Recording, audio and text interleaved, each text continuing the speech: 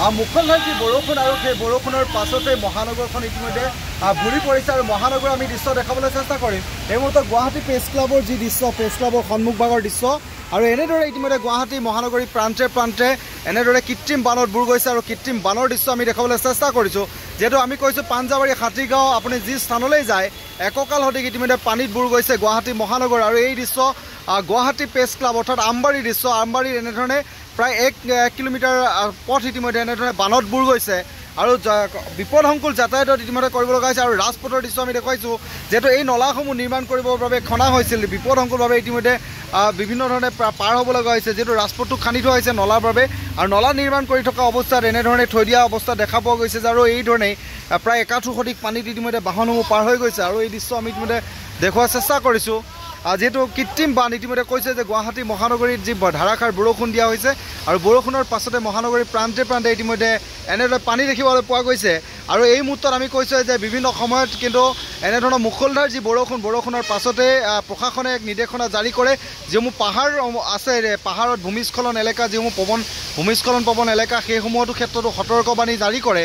আৰু এই মুহূৰ্তত আমি গুৱাহাটীবাসীক এটা আহ্বান জনাম, যিহেতু গুৱাহাটীবাসীয়ে যদি কোনো বিশেষ তেওঁলোকৰ প্ৰয়োজনীয় কাম নাথাকে তেনেহ'লে মহানগৰীলৈ ওলাই অহাটো এই মুহূৰ্তত তেওঁলোকৰ বাবে আচলতে বিপদজনক হ'ব। যিকোনো মুহূৰ্তত যিকোনো স্থানত তেওঁলোকে ঘণ্টা ধৰি আবদ্ধ হৈ থাকিব পাৰে বা আবদ্ধ হৈ থাকিব লগা হ'ব পাৰে। আৰু এই মুহূৰ্তত আমি দৃশ্য দেখুৱাইছোঁ আমবাৰীৰ দৃশ্য।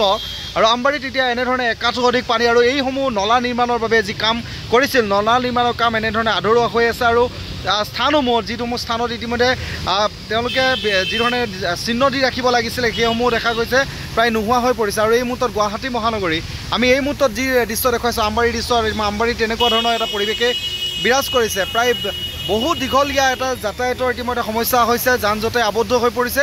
আৰু এই দৃশ্যসমূহ ইতিমধ্যে আমি কৈছোঁ যে গুৱাহাটী মহানগৰী প্ৰান্তে প্ৰান্তে হৈছে হাতীগাঁও, পাঞ্জাবাৰী, 6 মাইল, জ্যোতিকুচি, হাউকুচিকে ধৰি নাৰেংগী আদি বিভিন্ন প্ৰান্তত এতিয়া এনেধৰণে পানী দেখিবলৈ পোৱা গৈছে। 1 অধিক কৃত্ৰিম বানত বুৰ গৈছে। আৰু যি সময়ত এটা কথা কোৱা হৈছে যে যি সময়ত নলাসমূহ নিষ্কাশন কৰিব লাগিছিলে বা নলাসমূহ নিৰ্মাণ কৰিব লাগিছিলে সেই নলাসমূহ নিৰ্মাণ নকৰাৰ বাবেই এনেধৰণে কৃত্ৰিম বানত বুৰ যোৱা বুলি ইতিমধ্যে অভিযোগ উত্থাপন হৈ আহিছে। আৰু এয়া গুৱাহাটী মহানগৰীত এজাক বৰষুণ দিয়াৰ লগে লগে কৃত্ৰিম বানৰ সমস্যা এয়া কোনো নতুন কথা নহয়। তাৰ পাছতো কিন্তু এটা কথা ক'ব লাগিব, কৃত্ৰিম বানৰ নতুন সমস্যা নহয় যদিও আৰু এই কৃত্ৰিম বান ইতিমধ্যে এনেধৰণে প্ৰান্তে প্ৰান্তে ভুক্তভোগীসকলে ভুগি আছে। আৰু এনেধৰণে তেওঁলোকে যাতায়াতৰ সমস্যাত ভুগিব লগা হৈছে, যান জঁটৰ সমস্যা।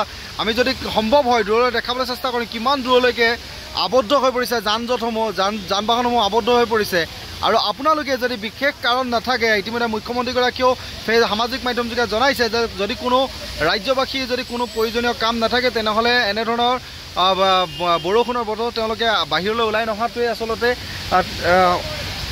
নহাকৈ থকাটো আহ্বান জনাইছে। আৰু এই মুহূৰ্তত গুৱাহাটী মহানগৰত বিশেষকৈ আমি গুৱাহাটী মহানগৰীৰ কথা যদি কওঁ আবদ্ধ হৈ থাকিব ঘণ্টা ধৰি, যদিহে বিশেষ কোনো কাম নাথাকে তেনেহ'লে আপোনালোকে মহানগৰীলৈ বৰ্তমান ওলাই নহাটোৱে আপোনালোকৰ বাবে এক ভাল বা এক প্ৰয়োজনীয় কথা বুলি এই মুহূৰ্তত গুৰুত্বপূৰ্ণ কথা বুলি আমি ক'ম।